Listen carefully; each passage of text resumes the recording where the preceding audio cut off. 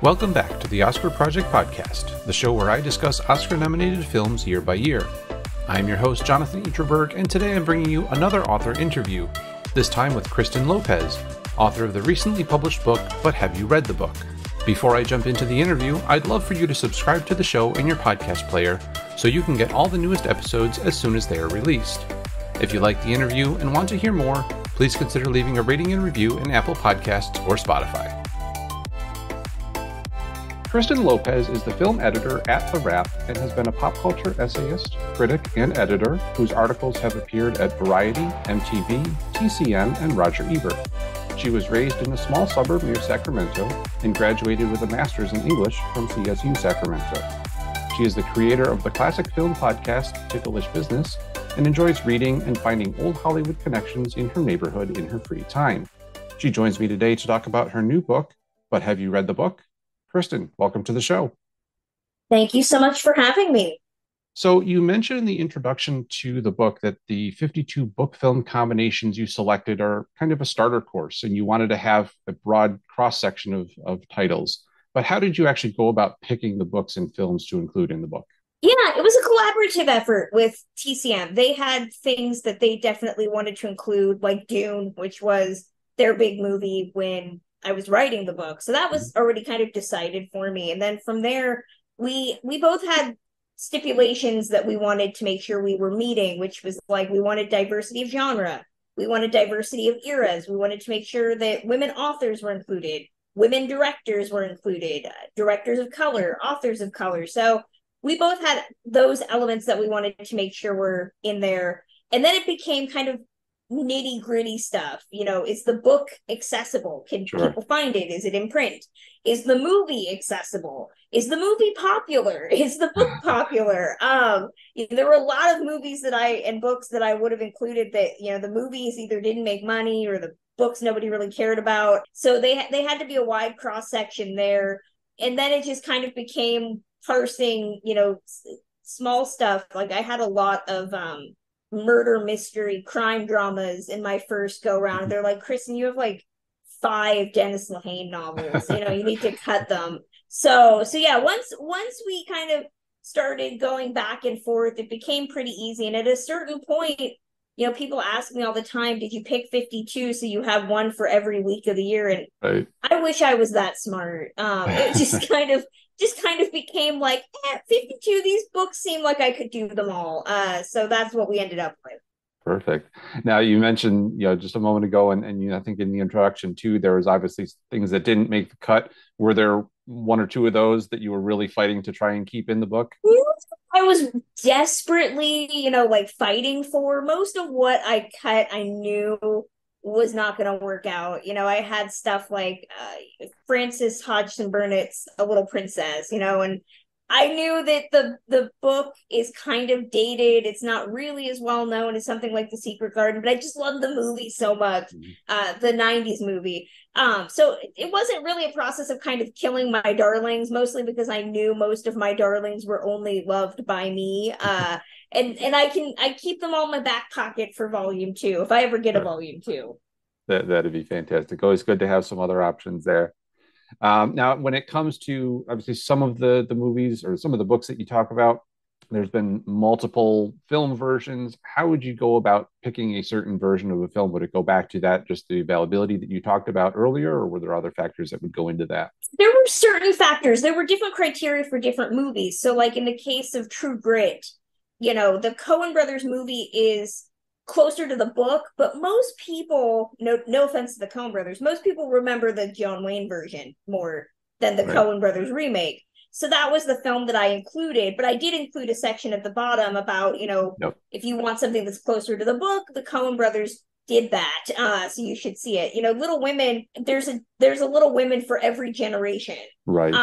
And I know that, the 90s version is my version. I have a soft spot for the 49. Most people don't, but the 2011, it's directed by Greta Gerwig, and I wanted to make sure that women directors were included. And I think it's also the first version of Little Women to really critique the actual book, in terms of how Gerwig approaches the kind of outdated notions of the book. And I thought that was really interesting and different than just kind of recounting, the 90s version, gets rid of this. Greta Gerwig's actually criticizing and kind of deconstructing the novel on which all of this is based, which I thought was really cool. So yeah, most of the time though it was pretty easy to kind of be like, what's the more popular version? Sure. Nobody remembers the Netflix version of Rebecca.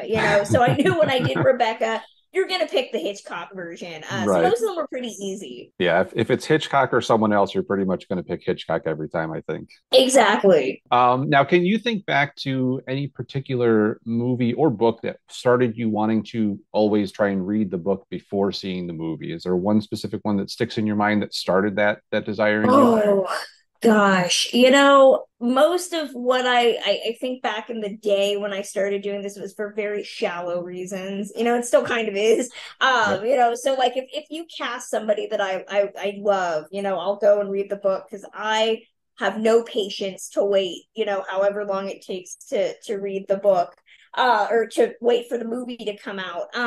So I don't know. I don't know what the first one was. I know that like Gone Baby Gone was one of the few that like I remember really being like, I need to know what this movie could look like. I remember being the only like high school junior to read Jarhead because Jake Gyllenhaal made the movie. So I Yep. was like, well, I need to know what Jake Gyllenhaal this movie is going to be. And then the book is very different from the film. Yeah. So that was a shock for me. So it mostly started with like very basic like teen girl angst where I was like, I need to know what this guy is going to do in this movie, so I need to read the book ahead of time. Yeah. For me, it was getting through, finally sitting down to get through The Lord of the Rings before Peter Jackson's films came out. So I Yeah. kind of started and done bits and pieces of them, over my lifetime up to that point. And I said, you know what? There's going to be big movies. I got to read the books first. Yeah, I took a class in college called Book to Film, and it was all about deconstructing adaptations. And I think that was the moment where it kind of switched from being kind of this fun thing that I did to kind of be spoiled and Sure. into like, oh, this is actually how and why you make some of these changes. So it's my approach to it also has changed in that I still do read books based purely on casting every now and then, but I try to do it more so now to kind of be like, what are the decision making processes that would cause some director or screenwriter to change things. Right. Now, you obviously have a strong love for both books and movies, as you've said, but has there ever been any books that you wanted to read before watching the film and for whatever reason you just couldn't push yourself to get through it? Oh gosh.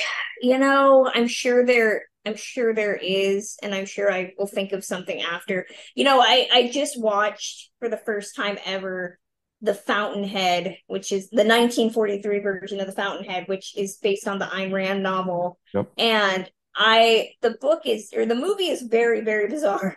And I've tried to read, Atlas Shrugged and The Fountainhead a couple of times and have just not been able to get through them. And after watching the movie, I was like, yep, I think that decision is probably the right move for me. A lot of times it's just basically like timing, where I just don't have time to watch or read nearly as many books as I used to. So I kind of come at things late, well after like I read Bullet Train, I think like the week after I saw the movie, because I was like, I need to know how this is different. So mostly it's time. But I can't remember anything where I was like, I just could not get through the book. I'm sure I will though. Sure. And kind of flipping that on its head too, the other way around, has there ever been maybe a book that you really loved and then you went to watch the movie and you just thought, you know what, this is too different. It's too, they took too many liberties with it. I can't deal with it.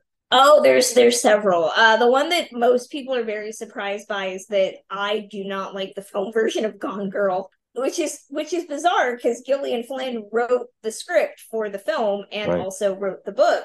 And I remember reading Gone Girl ironically in during class when I should not have been reading, but the joys of having a Kindle in an academic setting is nobody knows what you're reading. So during certain boring classes I would read just regular old books, and I read Gone Girl, and there's a certain twist in the middle of the book, and when people realize if you've read it or you've seen the movie, you know what I'm talking about.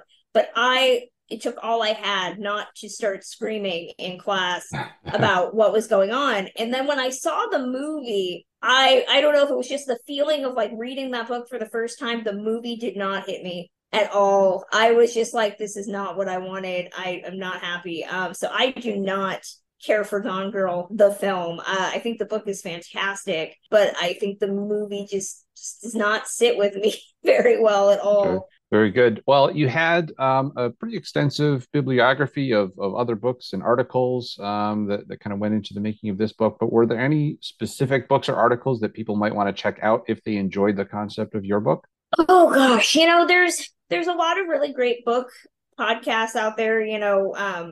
Not to be biased because she's now the co-host of my podcast with me, but my friend Emily Edwards does a podcast called Fuckboys of Literature, which is looking at books and the romantic leading men of them, and are they that great? And she talks sometimes about film versions of classic literature that's been done, and I think that it's a great way in for people that maybe do not read a lot but want to get into it. So that's definitely a recommend. Excellent. Now, since the book has been out for a few months now, I think it came out earlier in the spring. Have you heard any feedback from readers who have started their own book clubs or movie clubs or combo clubs? I have. I was very surprised that there were a couple people that said they were using the book, either to help them, see more movies or read more books, or starting book clubs where they were actually like using the book as an example. And I'm always shocked when anybody thinks I'm cool enough to do anything. So I was very, very, very heartened to hear that, and most of the feedback, you always get worried when you publish a book that, people are going to hate it. I think the only real criticism that I've gotten, which I anticipated, is when you're talking about, something like To Kill a Mockingbird, which is a beloved classic film, classic book, and you're talking about, the race relations of it.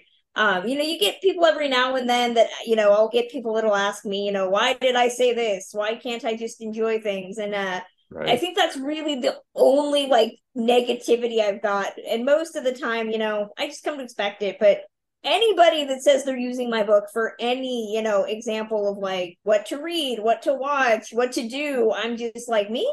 Really? It's very weird. Well, it's a fantastic resource, and to be honest, I'm actually considering doing a book movie club myself if I can find a couple more people interested in it. So I'll keep you in mind as to how that goes. Please do. Yeah, let me know how it goes. And always happy to throw out more recommendations beyond the 52. Yeah, we know who to come to for those for sure. Now I have a couple of questions not specifically related to the book, but before I move Of on to course. those, is there anything else that you want to touch on about the book? Oh gosh. Book purchases matter. So if you are no matter how you're reading it, please feel free to read it. Libraries also need a lot of support. So if you're reading it through a library, that's awesome. And I'm always around to deconstruct. So I'm on social media. Hit me up and we can argue about which version of which is better. Perfect. So this might be the hardest question I've asked, and you've obviously watched a lot of films in your career and your research for the book. But if you had to pick it down, narrow it down to pick your top three, what would they be? Oh gosh, the immortal question. For me it would be Meet Me in St. Louis is one of my favorite movies. Judy Garland. It's a musical. It's fantastic. I love it so very, very much. The complete opposite end of that spectrum is American Psycho, which I think is one of the sharpest, wittiest, darkest films. It's probably one of my favorite adaptations, and by favorite I mean that the movie is actually way better than the book is, and I love it so much. And then the third slot always changes, but I think it would be My Girl, just because that's the movie that made me love movies. So it's always going with me. Okay, good mix there. Good mix. And now a fun question to counter that. If you could invite any three movie characters to your next dinner party, who would they be and why? Oh gosh, characters. Uh, you know, and I'm going off the top of my head, so I know I'm going to kick myself afterwards because I'm going to think of three far better people. But Lorelei Lee, Marilyn Monroe's character from Gentlemen Prefer Blondes, mostly because I feel like we would just really enjoy talking about Barbie nowadays. Both the character is fashion obsessed and loves to have a good time. So I think that, she would definitely be someone that I would be interested in discussing stuff with. Who else is like a film lover? Or we could talk about anything, or Yep, could be any character. Yeah, it doesn't have to be a conversation around film. It could just be characters that okay, would make a good mix, to be honest. just characters that I would want to discuss things with. Ooh, that is, the other two are tough. Again, to probably Kate Hudson's character Penny Lane in Almost Famous, just so we could talk about 70s music and feminism and Okay. how she deserved better in that movie. Um, oh gosh. And having just name dropped Bullet Train, I'm probably just gonna be very extra and say Aaron Taylor Johnson's character in that movie, mostly because it would just be me asking him, why does he look so impeccably beautiful?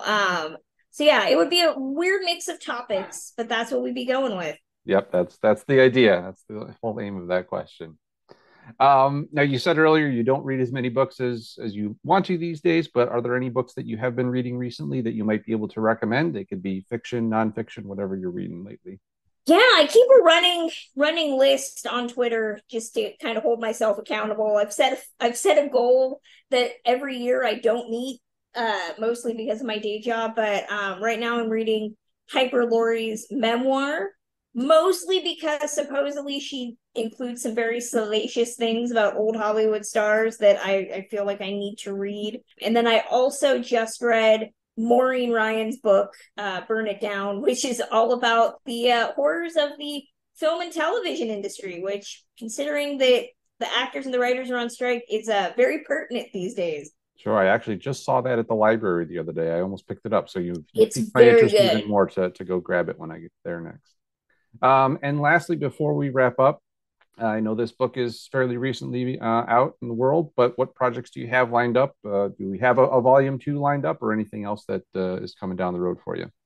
Yeah, no volume two so far. I'm hopeful, but that's above my pay grade. So, I just wait anxiously for the call. Other than that, I work full time for the Wrap, so always discussing film stuff.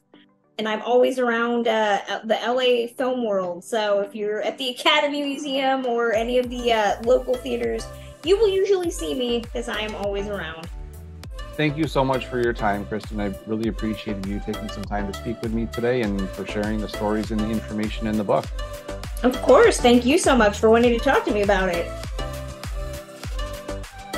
Thank you again to my guest today, Kristen Lopez. Her latest book is But Have You Read the Book? And I'll have a link to where you can pick that up in the show notes, along with links to movies and books mentioned throughout the interview. Please come back for my next episode, where I will be speaking with Ian Nathan about his upcoming book, Clint Eastwood, the iconic filmmaker and his work. Until then, I hope to see you at the movies.